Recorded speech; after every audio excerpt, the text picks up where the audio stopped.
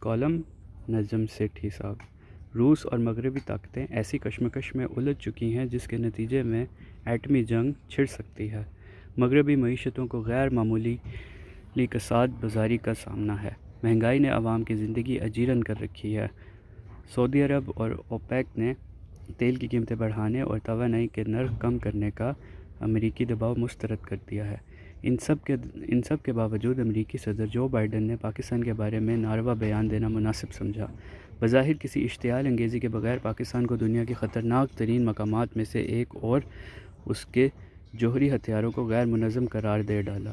صدر Joe Biden تبدیل ہوتی ہوئی عالمی صورتحال کے پس منظر میں بات کر رہے تھے جس پر جاندار امریکی رد عمل درکار تھا، اور جہاں تک پاکستان کا تعلق ہے تو ہر کوئی جانتا ہے کہ یہ حالیہ دنوں عالمی شاہ سرخیوں کا حصہ رہا ہے، لیکن کسی اچھی وجہ سے نہیں۔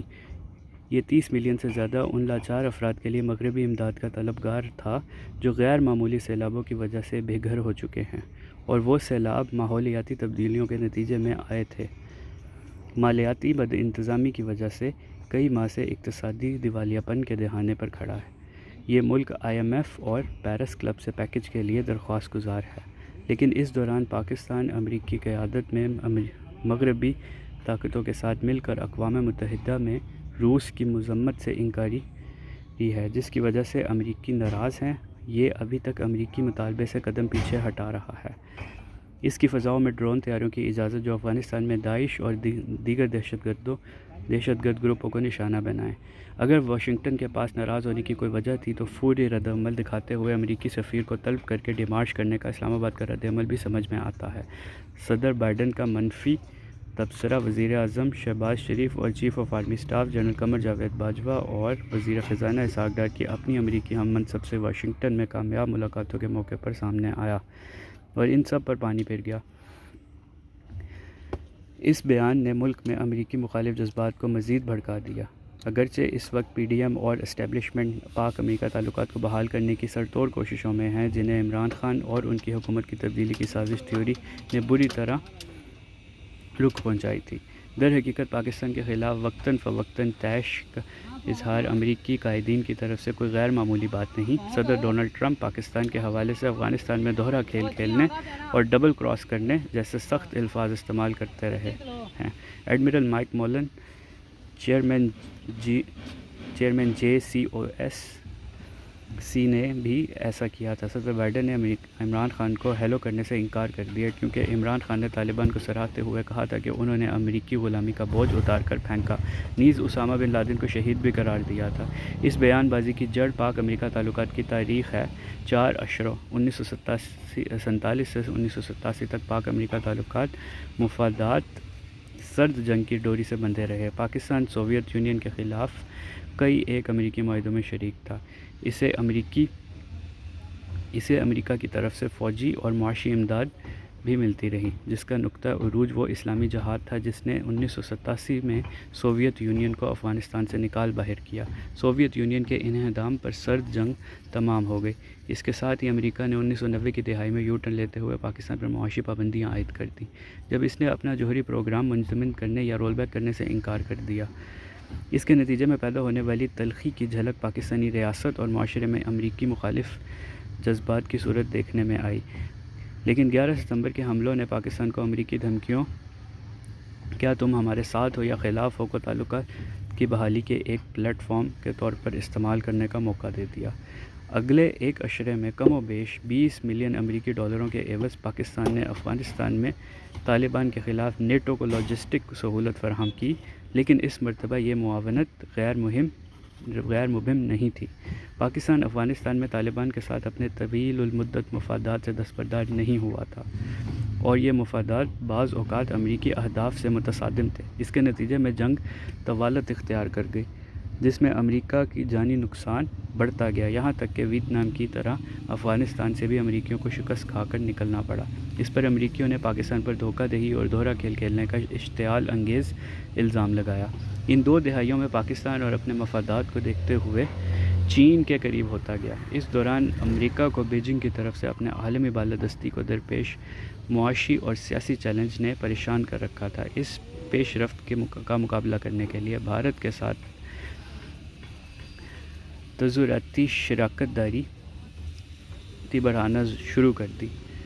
اب چین اور امریکہ کے درمیان محاذ زرعی ایک تناسب کی شکل اختیار کر گئی۔ یوکرین کی جنگ نے روس اور چین کو قریب کر دیا ہے اور پاکستان خود کو دونوں کے درمیان ایک کشمکش میں پاتا ہے۔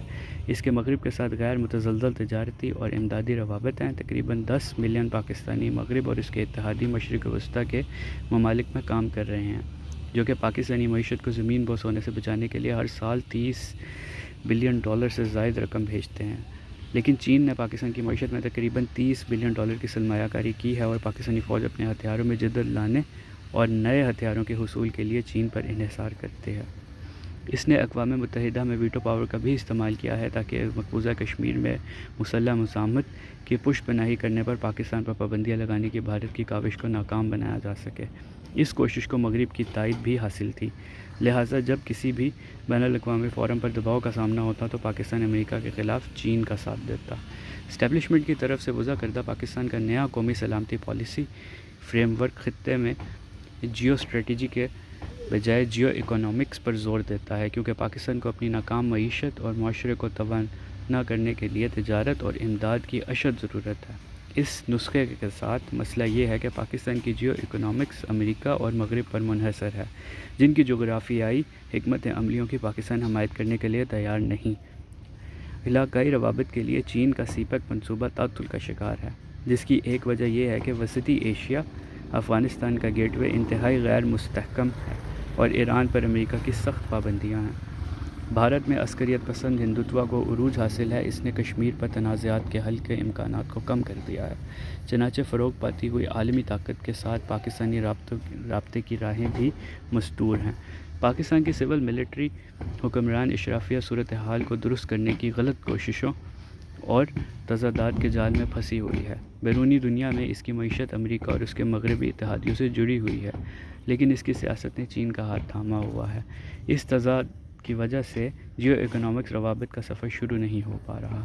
داخلی طور پر اس کی سیاست انتہائی غیر جمہوری انداز لیے ہوئے ہے۔ اس کا مرکزی فارمولہ تقسیم کرو اور حکومت کرو ہے، جو سیاسی عدم استحکام اور معاشی بے یقینی پیدا کر رہا ہے۔ وزیر خزانہ اسحاق ڈار نے اعتراف کیا ہے کہ وہ دو طرف قرضوں میں یقیناً تقریباً 27 بلین کی ری شیڈولنگ کے خواہاں ہیں، جو زیادہ تر چین اور مغربی مالیاتی اداروں سے لیے گئے ہیں۔ اس دوران بین الاقوامی برادری سے بھی درخواست کی جا رہی ہے کہ خاص طور پر پیرس کلب کے سیلاب کی تباہ کاریوں سے معیشت کو پہنچنے والے نقصان کو پورا کرنے کے لیے اربوں ڈالر کی گرانٹ درکار ہے۔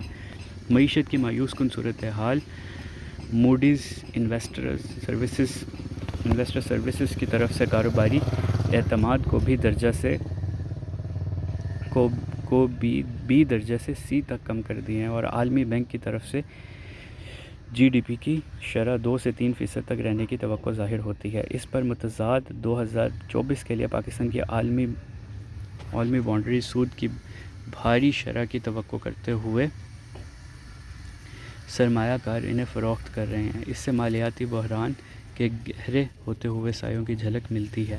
اپنی عمر کے 75ویں سال پاکستان کو داخلی معاشی انہدام اور سیاسی عدم استحکام کا سامنا ہے۔ عالمی سطح پر پاکستان تنہائی اور سرد مہری کا شکار ہے۔ یہ وہ ماحول ہے جس میں اس کے جوہری اثاثوں کے تحفظ کی بابت خطرے کی چنگاری پھوٹی ہے۔ ہمارا المیہ یہ ہے کہ ہم معاملات کو حکومت تبدیل کرنے کے لیے لانگ مارچ کرتے ہوئے بد سے بدتر بنا دیتے ہیں۔ اسی دوران ہمارے پاس معاشی اور خارجہ پالیسی کو سدھارنے کے لیے کوئی ایسا فارمولہ نہیں جس کے ذریعے ریاست اور معاشرے میں واضح تبدیلیاں لائی جا سکیں۔